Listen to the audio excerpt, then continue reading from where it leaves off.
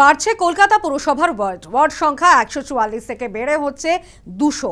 এ ব্যাপারে জোড়া কমিটি গঠন। ওয়ার্ড পুনর্বিন্যাসে কেন্দ্রীয়ভাবে কাজ করবে একটি কমিটি, অপর কমিটি কাজ করবে বড় পর্যায়ে। আসন পুনর্বিন্যাস হলেও বাড়ছে না কলকাতা পুরসভার নির্দিষ্ট এলাকা। পঞ্চায়েত স্তরেও পুনর্বিন্যাসের ইঙ্গিত দিলেন পঞ্চায়েত মন্ত্রী দিলীপ ঘোষ। কলকাতা পুরসভার ওয়ার্ডের সংখ্যা বাড়ছে, এক ধাক্কায় বাড়ছে 66টি ওয়ার্ড। 144 থেকে বেড়ে ওয়ার্ডের সংখ্যা হচ্ছে 200টি। 144 ওয়ার্ড থেকে বেড়ে আমরা 200 ওয়ার্ডের দিকে চলে যাচ্ছি। এটার জন্য এটাকে স্মুথলি করার জন্য আমরা একটা সেন্ট্রাল মানে কর্পোরেশন হেডকোয়ার্টার লেভেল একটা কমিটি বানিয়েছি এবং একটা বড় লেভেল কমিটি বানানো হয়েছে প্রত্যেক বড়োতে। এবং আমরা যেটা করব এটাতে স্টেট গভর্নমেন্ট আমাদেরকে নির্দেশ দিয়েছে যে ড্রাফট পাবলিকেশন 31 জুলাইতে হবে।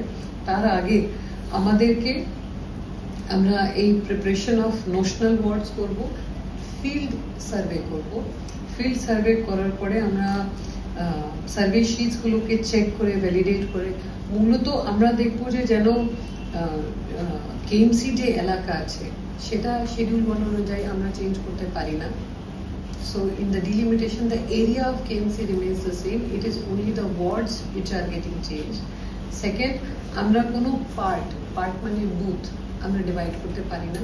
সো বুথটাকেও সেইভাবে রেখে আমাদেরকে কাজ করতে হবে। বস্তুত বাজেট পেশের সময় রাজ্যের অর্থমন্ত্রী স্বপন দাশগুপ্ত যে নতুন 5 জেলার ঘোষণা করেছিলেন তার মধ্যে কলকাতাও ছিল। সেই সময় প্রশ্ন উঠেছিল, তাহলে কি ভাগ হতে চলেছে কলকাতাও? এই আবহে কলকাতা পুরো এলাকায় আসন পুনর্বিন্যাসের বিজ্ঞপ্তি। প্রশ্ন উঠছে, পৃথক কলকাতা জেলা করার কি এটাই প্রাথমিক ধাপ? প্রশ্নের উত্তর অবশ্য মেলেনি। তবে কলকাতা পুরো এলাকা যে বাড়ছে তা স্পষ্ট করে দিয়েছেন পুর প্রশাসক।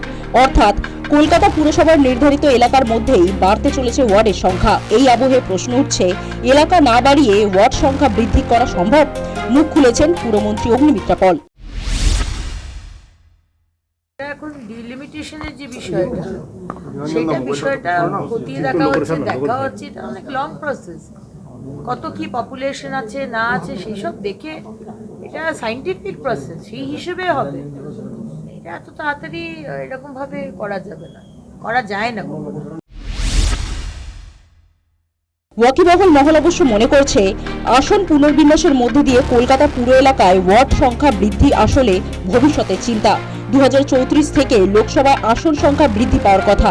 তার আগে কেন্দ্রীয় সরকার প্রয়োজনীয় সমর্থন জোগাড় করে ফেলতে পারলে পরের লোকসভা থেকেই বাড়বে সংসদের নিম্নকক্ষের আসন। সেক্ষেত্রে বিধানসভা, পুর পর্যায়ে এমনকি পঞ্চায়েত স্তরেও আসন পুনর্বিন্যাস বাধ্যতামূলক। তাই আগেভাগেই কলকাতা পুরো এলাকার আসন পুনর্বিন্যাসের কাজ সেরে রাখা হচ্ছে। এই অবস্থায় পঞ্চায়েত স্তরে আসন পুনর্বিন্যাসের ইঙ্গিত দিয়েছেন রাজ্যের পঞ্চায়েত মন্ত্রী দিলীপ ঘোষ।